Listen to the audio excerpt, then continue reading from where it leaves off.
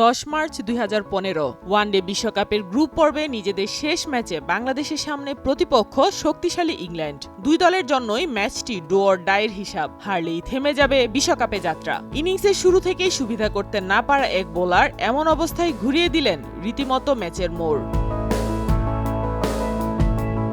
সেই বোলারের হাত ধরে ২৭তম ওভারের খেই খুঁজে পায় বাংলাদেশ। ওভারের প্রথম বলেই তরুণ সেই পেসারের বলে পরাস্ত হন ইয়ান বেল। অতীত রেকর্ড এবং এডিলেডে ম্যাচের ভাগ্য বাংলাদেশের দিকে ঘুরে দেওয়ার জন্য এটিই ছিল যথেষ্ট। এতক্ষণে হয়তো বুঝে গেছেন দর্শক, বলা হচ্ছে কার কথা। সেই তরুণের নাম রুবেল হোসেন। স্নায়ুচাপকে অগ্রাহ্য করে রুবেল আসেন শেষ ওভারের বল হাতে, আর এসেই সেই ঐতিহাসিক ওভারের তৃতীয় বলে রুবেলের অবিশ্বাস্য এক ইয়র্কারে উড়ে যায় অ্যান্ডারসনের স্ট্যাম্প। একই সঙ্গে প্রথম রাউন্ডেই থেমে যায় ইংলিশদের বিশ্বকাপের যাত্রাটাও, আর ক্রিকেট ইতিহাসে প্রথমবারের মতো টাইগাররা জায়গা করে নেয় কোয়ার্টার ফাইনালে। এরপর কেটে যায় অনেকটা সময়, দলে আসে অনেক নতুন মুখ, পাশাপাশি ছিটকে যায় কিছু দুর্দান্ত পারফর্ম করা পরিচিত মুখও। এই ছিটকে যাওয়াদেরই একজন বাংলাদেশকে প্রথম বিশ্বকাপের কোয়ার্টার ফাইনালে তোলার নায়ক রুবেল হোসেন। লম্বা সময় ধরেই দুর্দান্ত পারফর্ম করায় সেই রুবেলই কিনা জাতীয় দল থেকে ঝরে গেছেন অনেকটা নীরবে নিভৃতেই।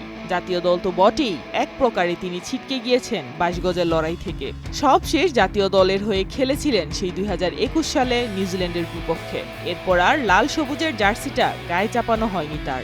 আন্তর্জাতিক ক্রিকেট থেকে ছিটকে গেলেও ঘরোয়া লিগের এখনও নিয়মিত মুখ হয়ে রয়েছেন তিনি।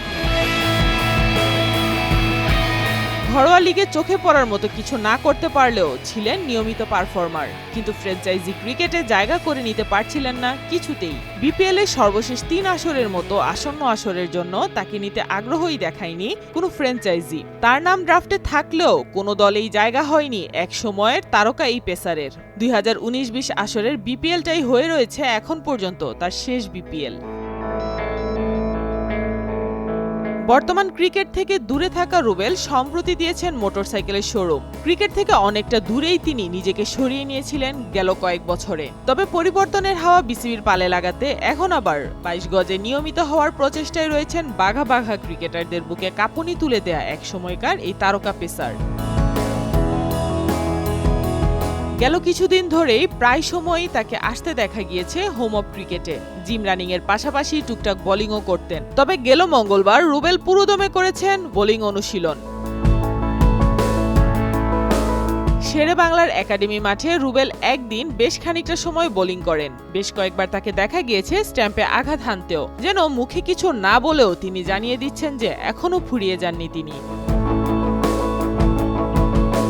বাংলাদেশ ক্রিকেট বোর্ডের পরিচালনা পর্ষদ নতুন করে পুনর্গঠিত হওয়ায় অনেক ঝরে পড়া ক্রিকেটারদের, যাদের কিনা অভিযোগ ছিল অবহেলার শিকার হওয়া ও বোর্ড কর্তাদের সুনজর না পাওয়ার, তারা নতুন করে আশা দেখতে শুরু করেছেন ফের 22 গজে ফেরার। হয়তো রুবেলেরও আশা তেমনটাই, কিন্তু এটিও হয়তো রুবেল জানেন যে ফেরার পথটা অতটা মসৃণ নয়, পাড়ি দিতে হবে অনেক চড়াই উতরাই। সাইমা আক্তার, নয়া দিগন্ত।